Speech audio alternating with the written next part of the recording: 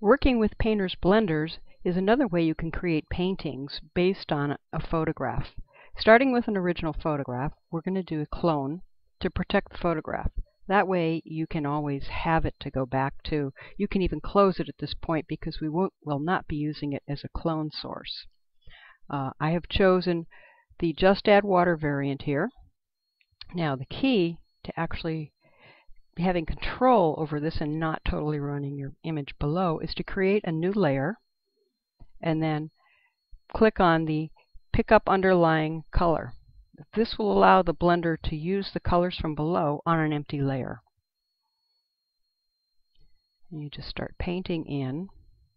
If you're using a tablet that has the slider bars, you can actually change the size of your brush on the fly with the slider bars that are mentioned earlier in the lecture. We keep working on this.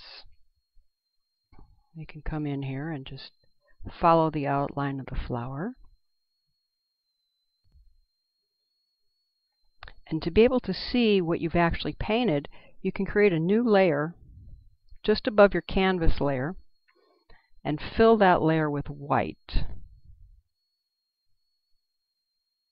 So that will actually show you where your brush strokes are and they aren't. It's kind of like turning on the tracing paper, but we'll keep working on this image by turning off that layer, come back to the paint layer, grab the paintbrush, and keep working in.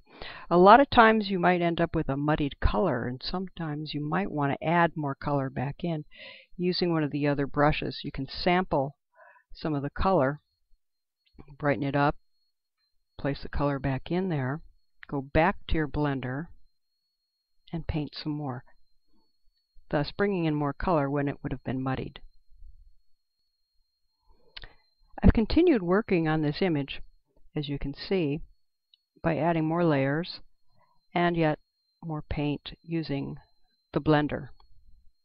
Coming in and following what I've got, turning this on,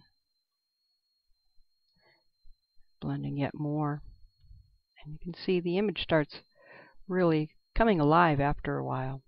Turn this off. Bring in more of this.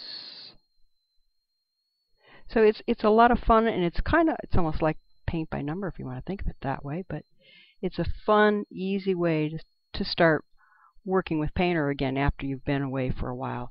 Kind of get you in the mind frame of using the different layers and then the layer below to show you what you've been up to.